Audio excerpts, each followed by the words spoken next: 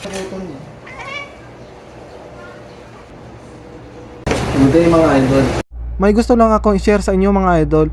Ito ay ang Cat and Dog Flea Powder. Unang-unang gagawin natin mga idol, papakainin natin ang ating mga pusa para siyempre mag-relax sila. Ito mga idol, kitang-kita nyo pagkatapos kumain, relax na sila mga idol. Ito, umpisahan na natin mga idol. Budburan na natin ng powder ang ating pusa. Unahin natin si Princess mga idol kasi medyo mabalahibo to. Tsaka napapansin ko sa kanila kasi medyo nangangati na. Yun, nilalagyan ko ng powder. Tapos unang-una mga idol, hawakan natin yung yung batok para hindi makawala.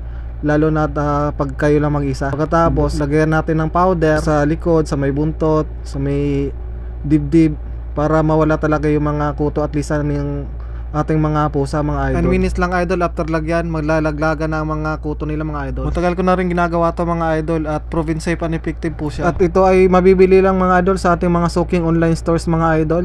Pagkatapos ito ay safe na safe kahit mga kuting mga idol, pwede nating lagyan ng powder na ito. Tsaka hindi masama to sa ating mga pusa mga idol dahil organic siya at pwede lang siyang dilaan ng ating mga pusa. Hindi na walang masamang epektong mangyayari sa ating mga pusa pag ginamit natin ito mga idol. Share ko lang to idol hindi ko pinopromote ang powder na ito. Ito mga idol, bubudburan natin sa dibdib niya para mawala talaga yung mga lisa at kuto sa kanyang mga katawan.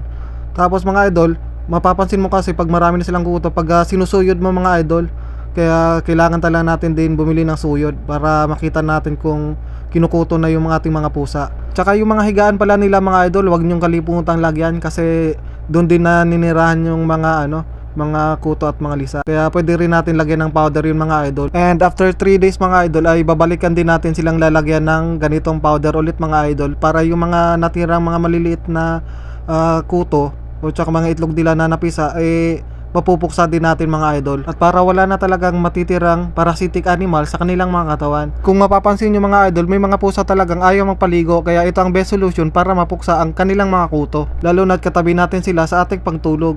Kaya napapansin nyo minsan mga idol may kumakagat-kagat, yan yun mga idol, akala nyo lang mukuto pala. Ganito din pala ang sinasabi kong suyod mga idol. Kaya kung nagustuhan nyo ang aking mga video mga idol ay like and share mga idol. Salamat and God bless.